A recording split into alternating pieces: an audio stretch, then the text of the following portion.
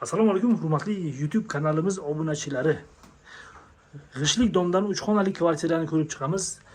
Seredina bo'ladi. Zolotoy etajlar 2-qavat. Hozir podyezddan boshlaymiz.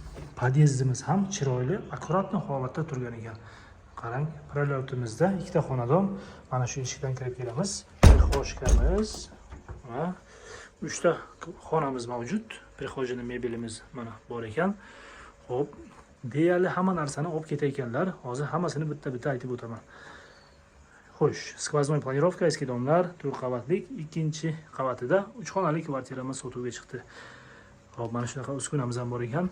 Elektromontajlar yevra bo'lgan. Xo'sh, bir tarafdan boshlaymiz. Ichki eshiklar hammasi MDFdan turgan ekan.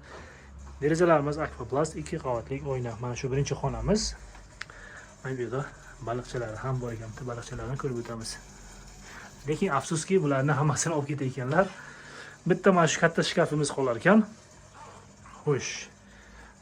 Yonida mana shu 2 ta xonani, yotoqxona kattalar va bolalarga yotoqxona qilsak bo'lar ekan.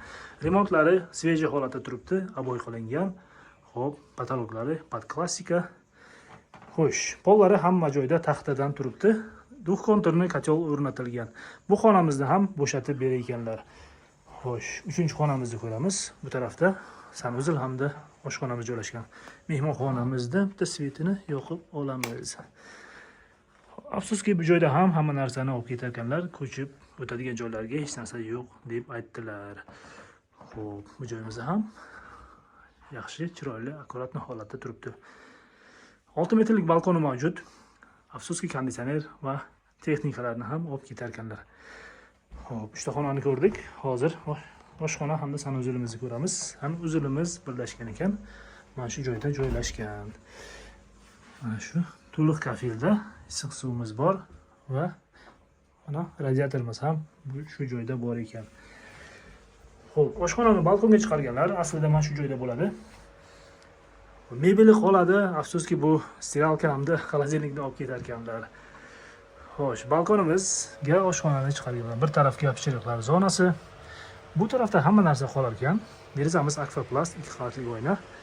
Xo'sh, ovqatlanish zonasi, tapchancha bor ekan va katta shkafimiz qolar ekan.